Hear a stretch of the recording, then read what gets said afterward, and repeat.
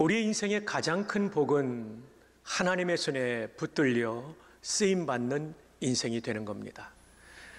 오늘 본문은 하나님께서 모세의 인생을 붙잡고 쓰시는 그 출발점을 우리에게 보여주는데, 이것을 통해서 하나님은 어떤 사람을 쓰시는가를 우리가 배울 수 있겠습니다.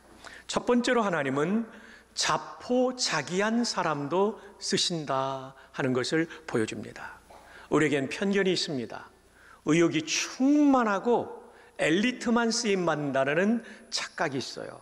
하나님은요, 엘리트만 쓰신 것이 아닙니다. 부족하고 연약한 인생도 쓰시고, 심지어 자포자기한 인생, 내 인생에 더 이상의 희망이 없다라고 생각하는 그 사람도 하나님이 쓰셨습니다. 자, 1절을 보면 그것을 배울 수가 있습니다. 출애굽기 3장 1절, 모세가 그의 장인 미디안 제사장 누구의 양떼를 쳤다고요? 이드로의 양떼를 치더니, 자기의 양이 아니었어요. 장인 이드로의 양을 치고 있습니다. 자, 그러면 모세가 지금 미디안 광야에 들어와 이드로의 사유가 된 지 시간이 얼마나 흘렀을까요? 40년이 흘렀습니다.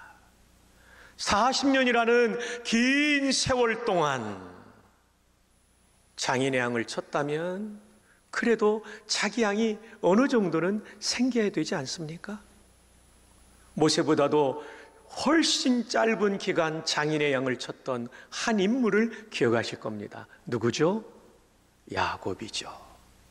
그는 장인의 양을 20년 쳤지만 장인 곁을 떠나 고향으로 돌아올 때는 얼마만큼의 부를 이루었는가를 성경은 이렇게 소개하고 있습니다. 창세기 30장 43절에 이에 그 사람이 매우 번창하여 양떼와 노비와 낙타와 나귀가 어땠다고요? 많았더라. 여러분 비교해 보세요. 한 사람은 20년 만에 어마어마한 가축대를 거느린 부자가 되었고요, 다른 한 사람은 그의 배가 되는 40년의 세월이 흘렀건만 아직도 내 양떼가 아니고 장인의 양떼를 치고 있다는 거죠. 자, 그렇다면 여러분에게 질문을 던집니다. 이때 모세의 마음은 어떤 상황이었을까? 자, 질문 선택할 수 있는 질문 1번입니다. 그 질문에 대한 답이 1번입니다. 1번, 그는 의욕이 충만한 40년을 보냈다. 자, 그 다음 선지 두 번째, 그는 40년 동안 거의 인생을 자포자기하고 보냈다. 정답은 몇 번이죠? 왜냐하면 저는 항상 정답을 2번에 배치한다는 걸 우리 지혜로운 성도님들이 기억하고 계시죠. 네, 그는 지나간 40년 동안 의욕적인 미디안 광야의 삶을 살았던 것이 절대 아닙니다. 이집트를 떠나 망명의 삶을 살면서 더 이상 민족에 대한 기대도 사라졌고, 오히려 히브리 민족이 나를 배척하는 상황에 내가 갈 곳은 어디인가? 그는 거센 모래바람을 맞아가면서 하루하루를 버티고 있었던 사람.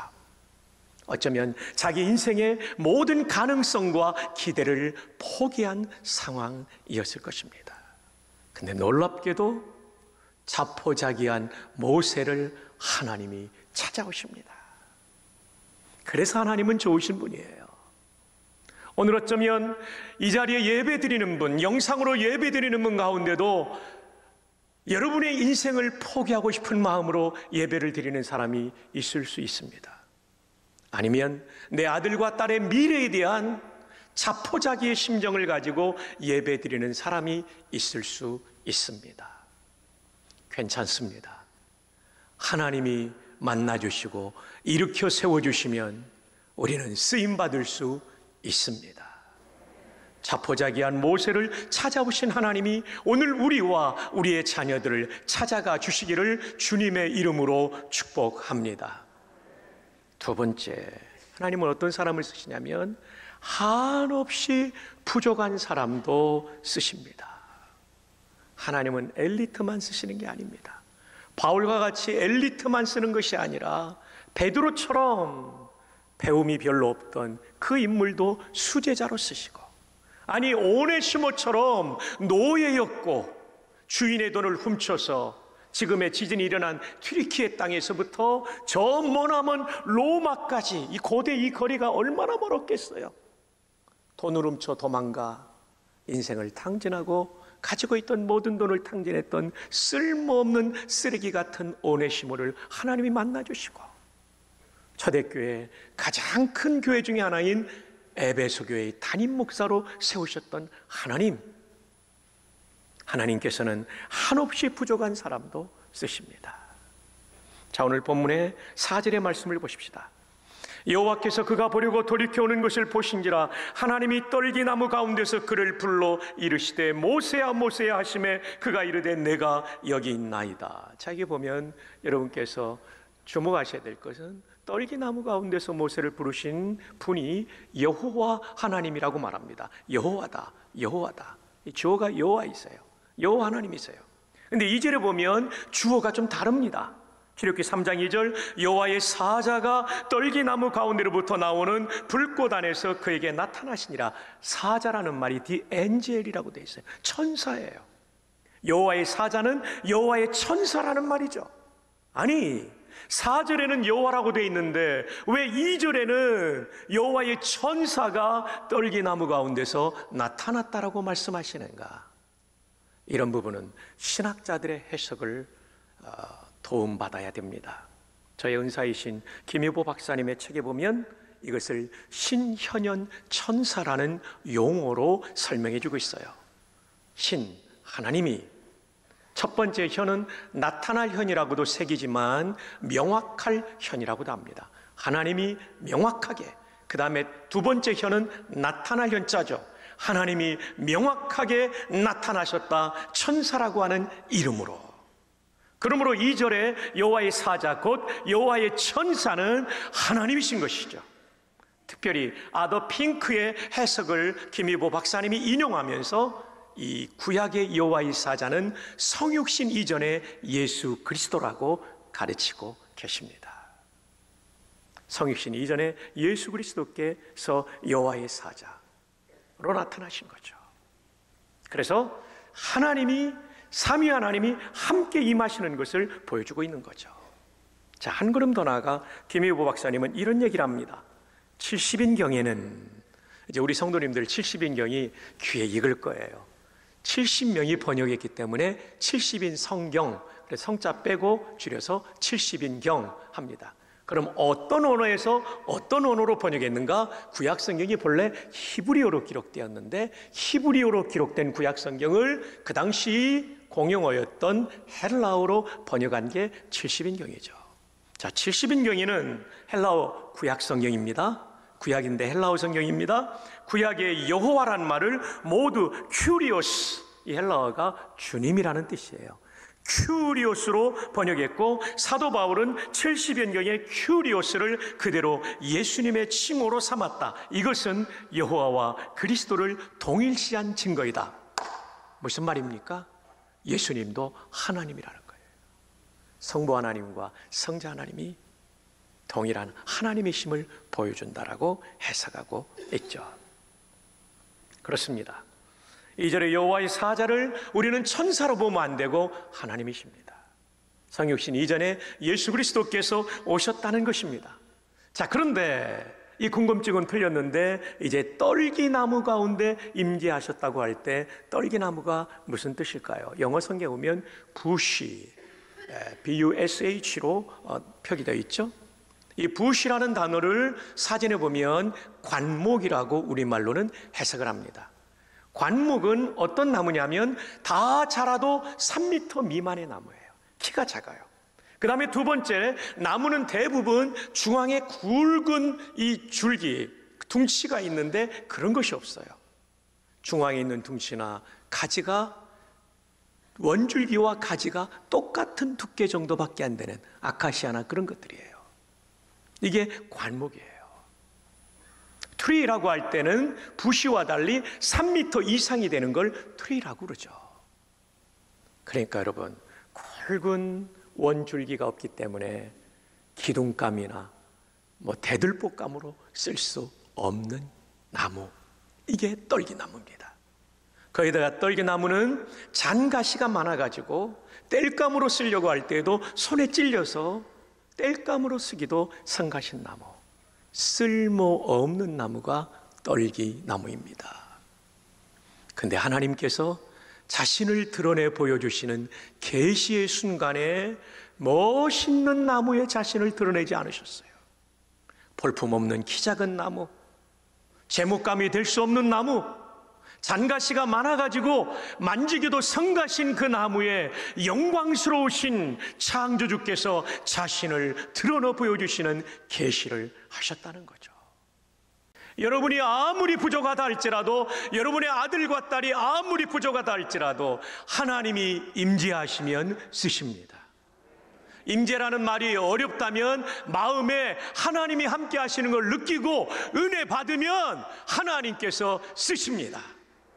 세 번째, 하나님은 어떤 사람을 쓰시는가? 첫 번째는 자포자기한 사람도 쓰셔. 한없이 부족한 사람도 쓰셔요.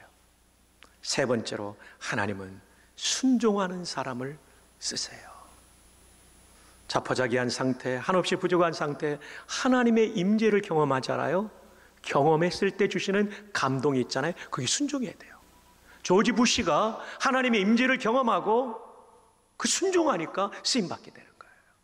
여러분이 예배 때 은혜 받는 것도 정말 중요한데 여러분이 은혜 받은 대로 순종할 수 있기를 바랍니다. 자, 그래서 출애굽기 3장 5절에 보면 하나님이 이르시되 이리로 가까이 오지 말라. 내가 선 곳은 거룩한 땅이니 내 발에서 뭐를 벗으라고요? 신을 벗으라. 신을 벗으라. 신을 벗으라. 여러분, 우리가 성경을 해석할 때에는 가장 중요한 것이 예수님 중심의 기독론적 구원 역사적 해석이에요. 그 다음 하나님 나라, 또 언약으로 보는 관점이 있죠. 또 하나 중요한 것은 이 성경은 인간의 언어, 문법 체계로 된 언어로 전달해 주셨기 때문에 문법적으로 해석해야 이상한 이단의 해석에 빠지지 않습니다. 국어만 잘해도 성경 잘 해석할 수 있어요. 그리고 잘 모르는 건 영어 성경만 봐도 어떤 이단의 지도자가 영어 성경 보다가 자기 교주가 잘못된 거 발견하고 빠져나왔잖아요. 신 무슨 목사님이 있습니다. 신현옥 목사님이라고 있어요. 그러니까 언어 체계만 잘 봐도 이단에 빠지지 않아요. 또 하나 중요한 것은 성경이 기록될 당시의 문화적 배경을 이해하는 거죠. 자, 이 5절은 그 문화적 배경을 봐야 이 뜻을 알 수 있어요. 왜 신발을 벗으라고 했을까? 안방에 들어오라는 거, 지금 안방도 아니잖아요. 냄새 나니까 신발 벗으면 냄새 더 납니다. 군인들 전투화 벗으면 냄새 많이 납니다. 그럼 왜 벗으라고 했을까? 그때의 문화는 종들은 신을 못 신고 다녔어요. 맨발로 다녔어요. 신을 벗으라는 얘기는 지금 신 신고 나온 모세에게 너 이제부터 자유인 아니다. 너 이제 내 종이다. 내가 널 쓰고 싶은데 네 맘대로 하면 나 못 쓰고 나 안 쓰고 네가 나한테 순종해야 너 쓴다. 이 얘기예요. 내 발에 신을 벗으라. 이 얘기는 너 이제부터 내 종이 되라. 내가 가라면 가고 멈추라면 멈추고 하라고 하면 하고 하지 말라고 하면 하지 마라. 그럼 너 내가 귀하게 쓸 거다. 마지막 네 번째, 하나님은 깨끗한 사람을 계속 쓰십니다. 한번 반짝 쓰임받다가 사라지는 사람이 얼마나 많습니까? 40, 50년 쓰임받다가 인생의 황혼역에 무너지는 사람도 많지 않습니까? 근데 계속해서 죽는 날까지 쓰임받으려면 깨끗해야 된다는 거죠. 출애굽기 3장 5절 하나님이 이르시되 이리로 가까이 오지 말라. 내가 선 곳은 거룩한 땅이니 그 그라운드가 거룩하다는 거예요. 하나님의 임재를 지속적으로 경험하기 위해서는 내가 서 있는 그곳 거룩해야 돼요. 집이 거룩해야 되고 일터가 거룩해야 되고 아니 내 마음의 땅이 거룩해야 돼요. 내가 선 곳은 거룩한 곳이니 내가 선 곳은 거룩한 것이니. 하나님의 임재가 왜 떠나갑니까? 내가 거룩을 잃어버렸기 때문이에요. 그럼 여러분 가운데는 절망적인 분들이 있을 거예요. 나 이미 더러워졌는데 어떡하지? 희망이 있습니다. 다윗처럼 철저히 회개하면 됩니다. 다윗은 그 죄 회개한 다음에 다시는 그 죄를 저지르지 않죠. 디모데후서 2장 20절에 큰 집에는 금그릇과 은그릇과 나무그릇, 질그릇, 귀하게 쓰는 것도 있고 천하게 쓰는 것도 있고 네 종류의 그릇이 나오죠. 재질에 따라 고가의 그릇도 있고 저가의 그릇도 있습니다. 근데 고가냐 저가냐 이거 중요하지 않아요. 엘리트냐 아니냐 중요하지 않아요. 중요한 게 뭡니까? 누구든지 이런 것에서 자기를 깨끗하게 하면 귀히 쓰는 그릇이 되어 거룩하고 주인의 쓰심에 합당하며 모든 선한 일에 준비함이 되리라. 저는 여기에 준비함이 되리라를 한 번 더 강조하고 싶어요. 준비한다는 것은 현재 쓴다는 것이 아니라 미래에 쓴다는 거예요. 기억하십시오. 오늘 거룩하면 미래에 하나님이 반드시 쓰십니다. 여러분이 금그릇이라도 쓰임받고, 여러분이 나무 그릇이라도 쓰임받고, 여러분이 질그릇이라도 쓰임받아요. 준비함이 되리라. 하나님이 기다리고 있다는 거예요. 하나님이 타이밍만 보고 있다는 거예요. A라는 성도를 내가 이때 쓸 거야. 저 B라고 하는 A 성도의 손자를 내가 이때 쓸 거야. 할렐루야. 지금은 힘들고 어렵지만 그 아들 그 딸 내가 이때 쓸 거야. 그러기 위해서는 깨끗해야 됩니다. 준비함이 되리라. 데이비드 포트레이스 장군은 정말 훌륭한 장군이었어요. 이런 장군이 미국 역사에 흔치 않았어요. 여러분 한번 데이비드 포트레이스를 보세요. 육군사관학교를 우등으로 졸업했어요. Distinguished Cadet이라고 그러죠. 우등생이었어요. 우등생. 지휘참모대학이 우리나라로 하면 육군대학인데 수석 졸업했어요. 조지 마샬 원수상을 받았어요. 세상의 군인인데 프린스톤에서 국제관계로 석사를 받았어요. 석사에서 끝나지 않고 박사를 받았어요. 육군사관학교 조교수를 지냈어요. 근데 여러분, 이분의 이력을 제가 위키피디아로 찾아봤거든요. 세상에 임관위에 이분이 공수부대에 근무한 게 한두 번이 아니에요. 저분이 달고 있는 약장들을 보십시오. 훈장과 기장이 얼마나 많은지. 이분은요, 문무를 겸전한 장군이었어요. 그리고 이라크 전쟁이 교착 상태에 빠졌을 때 다국적군, 영국군이나 뭐 여러 나라 군대를 총괄해가지고 지휘하는 사령관이었어요.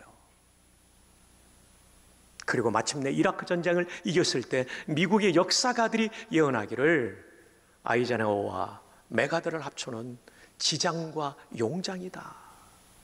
이런 장군 없다. 이 사람 별 하나 더 달고 별 5개 원수 만들어줘야 된다. 이런 얘기를 하는 사람들이 있었고 공화당 대선 후보로 예측된 사람이었어요. 그리고 오바마 대통령이 민주당 대통령인데 공화당 라인에 있는 이 사람을 중앙정보국장을 시켰다는 것을 아십니까? 대단한 인물이죠. 대통령감이었어요. 군인으로 이렇게 학문성과 야전성을 겸비한 군인은 흔치 않죠.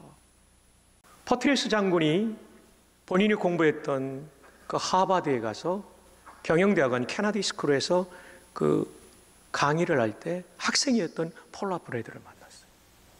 공감대가 사관학교 출신이라는 거, 정보병과에서 근무했다는 거, 이런 공감대를 가지고 서로 전기가 통했어요. 그 전기 빨리 꺼야 되는데 안 끈 거예요. 그래가지고 정리하지 못하고 이제 이렇게 관심들을 가지다가 아프간 사령관 시절, 그 전에는 저 여성의 박사 논문이 포트레이스의 리더십이었어요. 그리고 아프간 사령관 시절 별 셋 때 내가 사령관님의 그 일대기 전기 바이오그래피를 써드리겠습니다.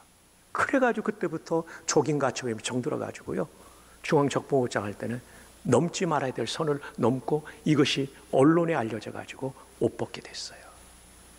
정말 미국의 인재 하나를 잃어버린 거죠. 뭐 때문에요? 깨끗하지 않았기 때문이에요. 깨끗하지 않으면 교회에서만 무너지는 것이 아니라 사회인들도 무너진다는 거죠. 우린 최근에 우리 사회에서도 이런 일들을 보지 않았습니까? 그러므로 하나님께 쓰임 받는 데는 좀 부족해도 쓰임 받을 수 있고요, 자포자기에도 쓰임 받을 수 있어요. 하나님의 임재가 있으면, 순종하면 쓰임 받아요. 그리고 또 하나는 지속적으로 쓰임 받을 것. 60세의 포트레이어스가 62세 때인가 무너졌는데 너무 아깝지 않습니까? 일평생 잘 달려왔는데. 우리가 관뚜껑을 덮는 그날까지 하나님 앞에 쓰임받는 은혜가 있기를 주님의 이름으로 축복합니다. 다윗은요, 정말 못된 죄를 저질렀지만 그것이 죄라고 말할 때 회개했어요. 그랬더니 하나님께서 그의 인생의 결론을 이렇게 내려주십니다. 역대상 29장 28절. 그의 나이 많아 늙도록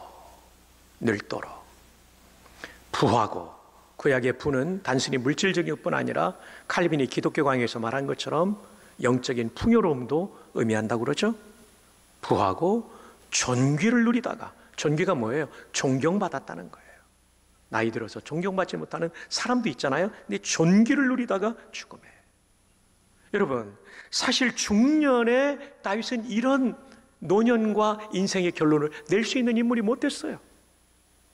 바세바의 사건, 우리아를 죽인 사건, 그 남편을 죽인 사건, 이 사람 인생은 거기서 끝나버리는 거예요. 근데 철저히 회개했더니 하나님께서 그의 인생의 결론을 이렇게 맺을 수 있도록 그 인생을 회복시켜 주신 겁니다. 혹여 하나님과 나만이 아는 불결의 문제가 있다면 철저하게 회개하고 다시는 그 죄를 짓지 아니함으로 말미암아 다윗처럼 회복되는 영광스러운 인생이 되기를 주님의 이름으로 축복합니다. 말씀을 맺습니다. 하나님은 어떤 사람을 쓰시는가? 첫 번째, 하나님은 자포자기한 사람도 얼마든지 쓰실 수 있어요. 하나님의 임재를 경험하면. 두 번째, 하나님은 한없이 부족한 사람도 쓰실 수 있어요. 하나님의 임재를 경험하면, 은혜 받으면 쓰실 수 있어요. 그런데 그때 주신 감동을 따라 순종할 때 계속 쓰임받고, 더 나아가 깨끗함을 유지할 때 일생 복되게 쓰임받는 것입니다.